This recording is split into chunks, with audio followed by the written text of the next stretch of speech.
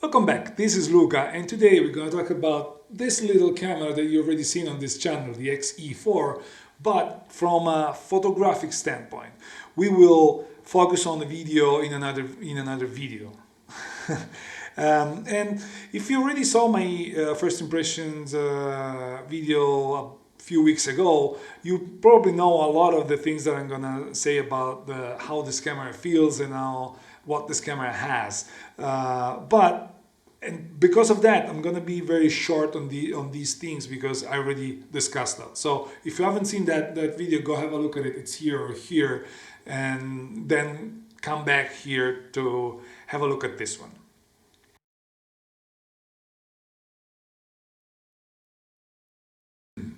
So, speaking about construction, the construction quality is really good. This camera, despite being very lightweight, it's less than 400 grams and very compact. It doesn't feel cheap. I mean, it feels really substantial in the end. So it gives you a pretty good feeling.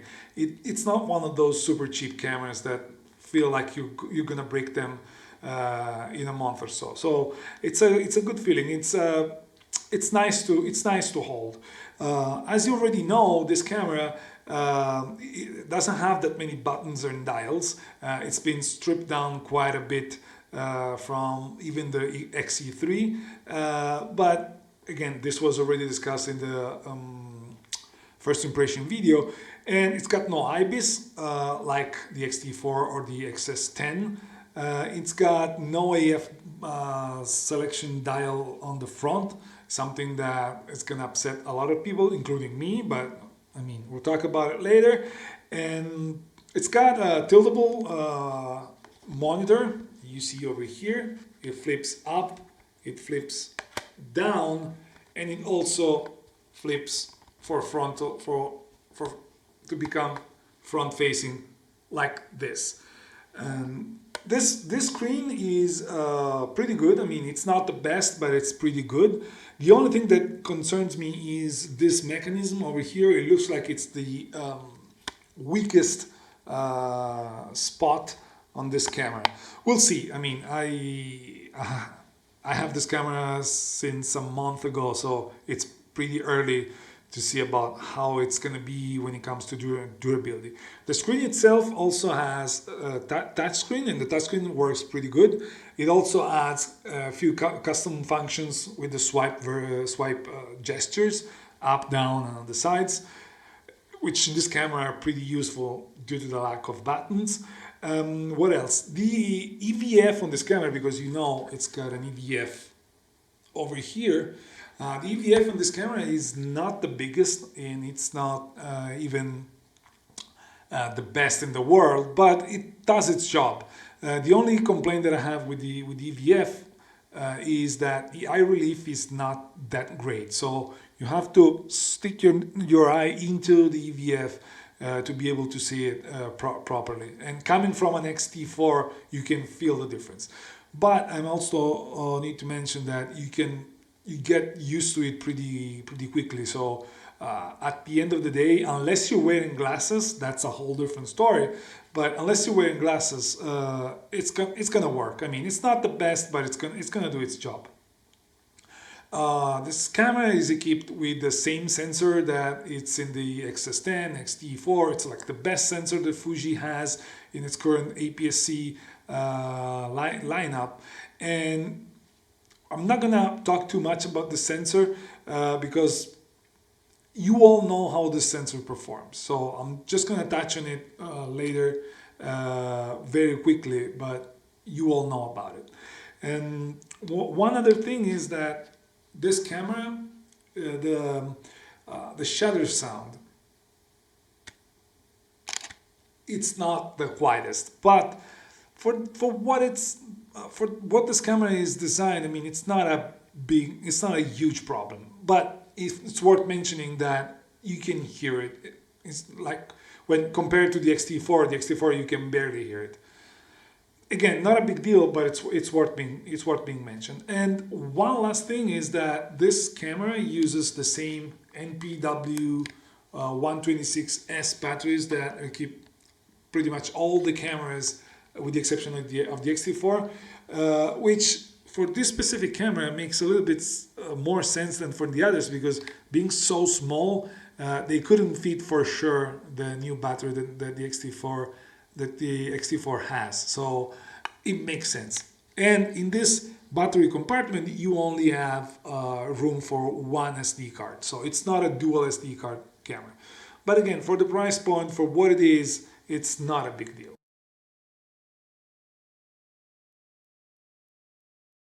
Speaking of image quality, again, I'm gonna say very few things about this camera. You all know how this sensor performs. You've seen videos from the X-T4, X Pro 3 and all of that. So all of that applies exactly the same to this camera. It's a 26 megapixel APS-C X-Trans version 4 sensor, I guess. It's got a good dynamic range for an APS-C camera, which you can also expand by using the dynamic range function, the one like from 100 to 400, which are connected to the ISO. This is going to help you expand an already good dynamic range.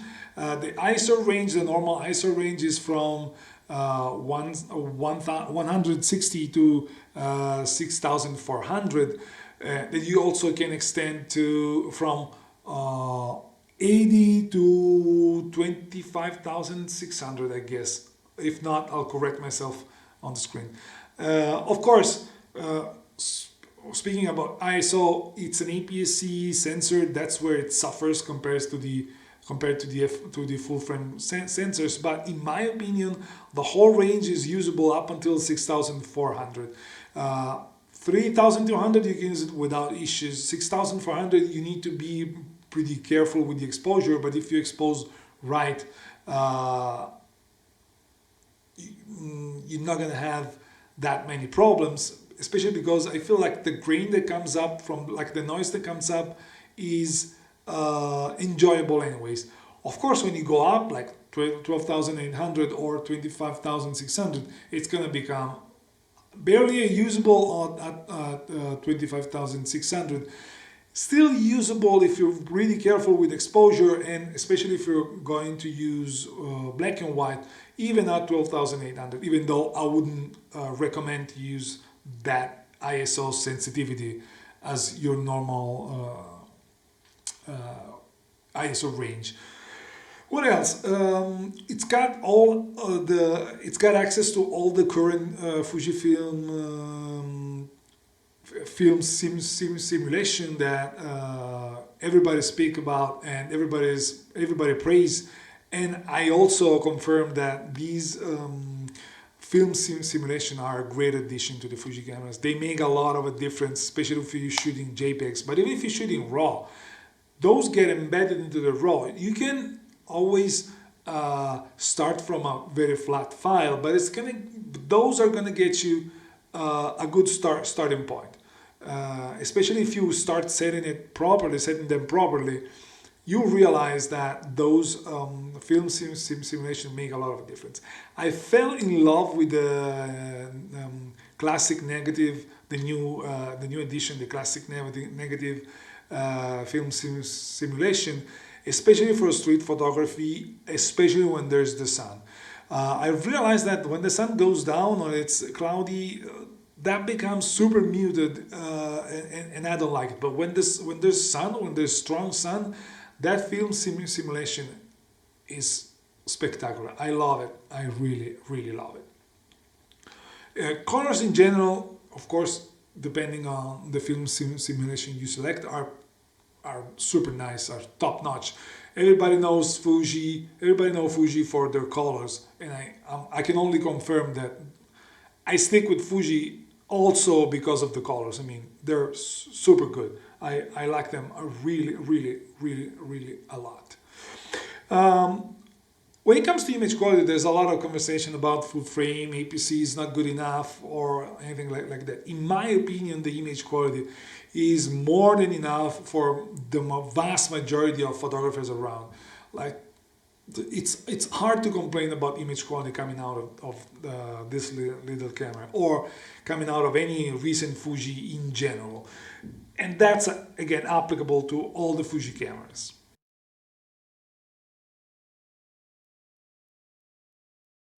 Speaking about autofocus, this camera shares the same AF of the X-E4. So if you watched reviews on the X-E4, it's pretty much at the same level. And what does it mean when it comes to photography? When it comes to photography, this autofocus is really good. It's fast, it's reliable. The eye autofocus is really good. I mean, it's not perfect. Probably Sony and Canon have a better eye tracking even for stills. But other than that, I feel like there's no issue with the autofocus on this camera at all. And yeah, I mean, it could be better like everything, but we're not far from the best in class. So for a camera so small, and I'm not saying inexpensive, but not super expensive, it's a great thing.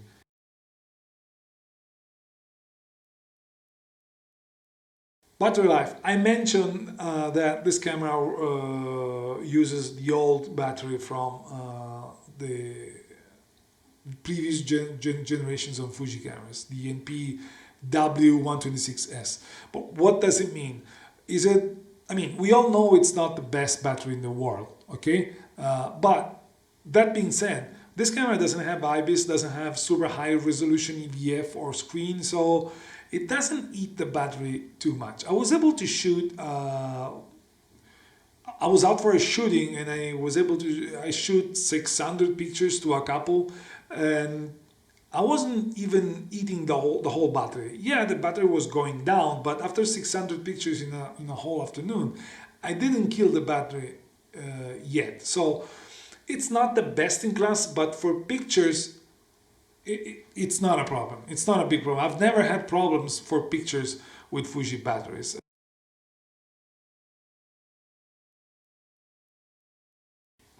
Speaking of handling, this is a really hot topic when it comes to this camera.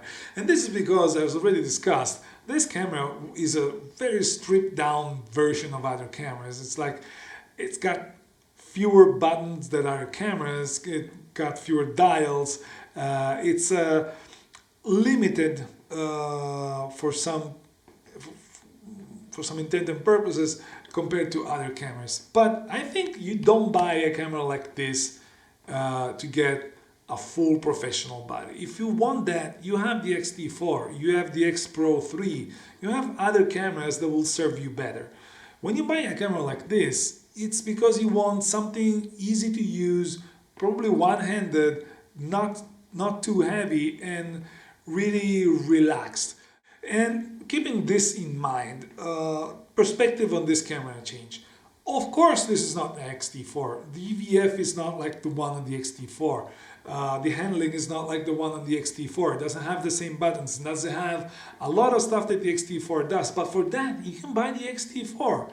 What this camera is wonderful for is that when you start using the EVF, half of your face is out, if you're right-eyed, of course. If you're left-eyed, you're going to be like this, and it's not going to be the same. But if you're right-eyed, half of your face is not covered by the camera. This makes you less sneaky. It's like people notice you a lot less, especially if you're using it with compact lenses such as the 18 or the 27 millimeters, 18 f2 of course. This camera feels like a casual shooting camera. Now, fun fact, I'm saying you this, but I got stopped a half hour ago while I was taking pictures with this camera.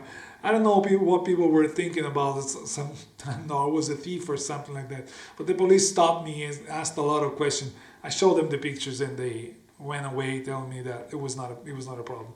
Anyways, what we were saying. Again, comparison with the X-E4, I do have both, okay? And I love the X-E4 for a lot of reasons. But whenever I'm not doing anything specific, I use this camera because it feels easier, it feels less, I don't know, I feel more relaxed when I use it with it. And with the two lenses that I told you, like the 80mm f2 that you see over here and the 27, it feels like a joy to use. And I guess that's why this camera was launched by Fuji. Don't focus on what's missing. Focus on what you have and how this is going to help you in your shooting experience. Because in my opinion, people tend to undervalue the importance of the shooting experience. And I feel that in many cases, the shooting experience of this camera is highly underrated. Now, of course, the lack of a grip makes feel this camera a little bit out of place if you're using it with big zooms.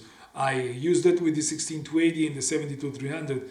I can use it, but it's not made for those lenses. So it felt like I felt in that case the lack of a better grip.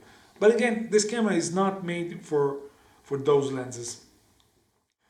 All what I said, does it mean that it cannot be used in a professional environment? Not really. I didn't mean that. I used this camera shooting a couple for maternity shooting that you're seeing right now, and I used it with the Viltrox 33mm and the Viltrox 85mm, which is a pretty big lens. And this camera didn't break a sweat. I mean, probably the handling would have been better with the X-E4, I'm sure, but I was testing this camera and it didn't feel out of place anyways. So don't get you fooled by the lack of buttons and all of that. This camera has great potential. It's only the way you shoot that is going to make you choose whether this camera is for you or not.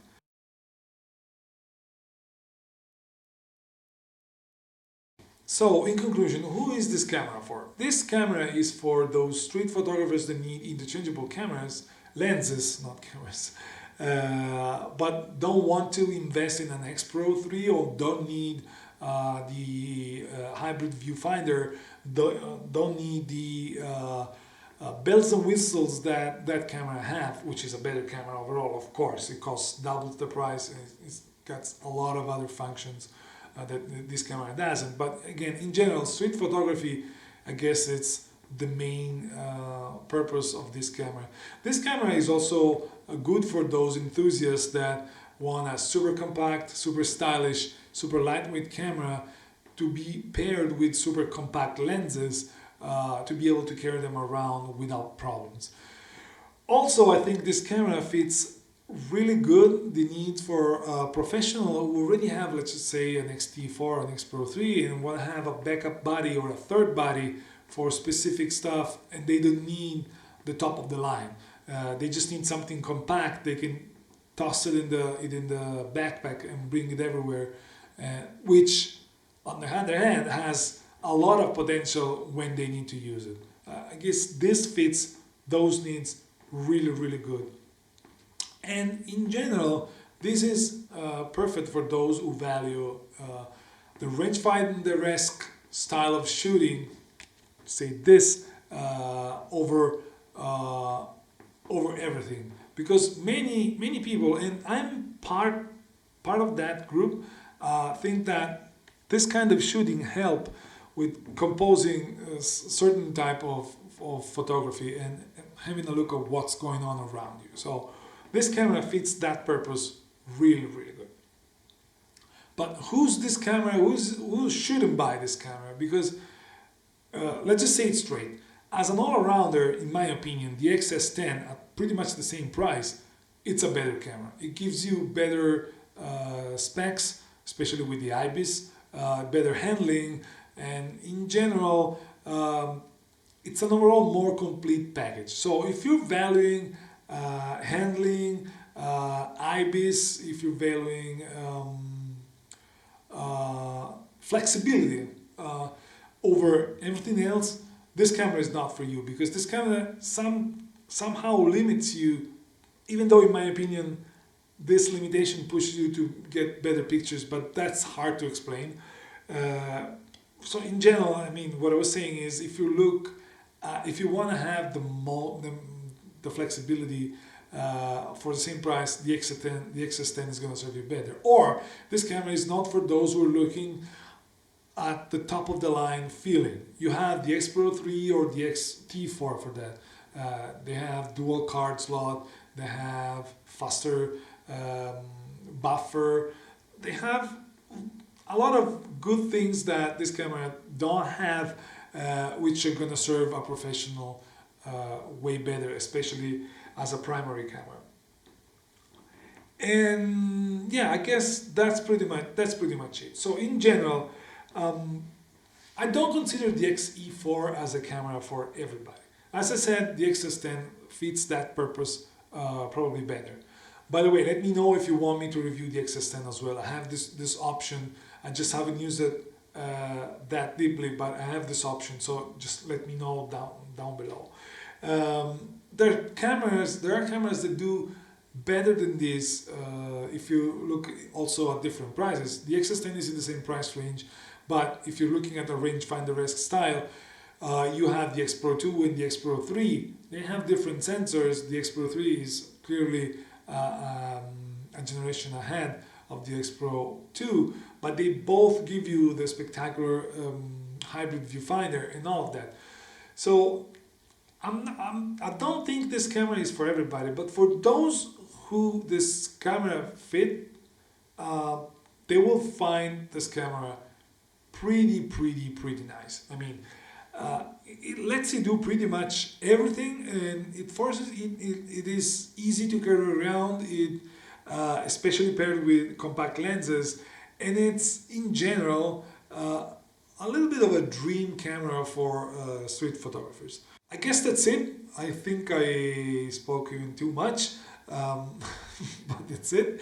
Thank you for watching the video. If you liked it, feel free to subscribe and activate the bell so you're gonna be notified whenever I push a video out.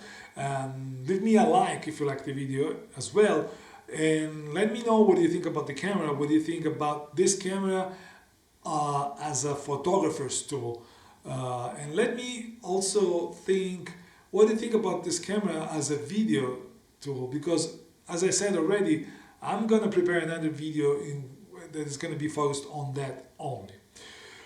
I guess that's it. I'll see you in the next video. Bye bye.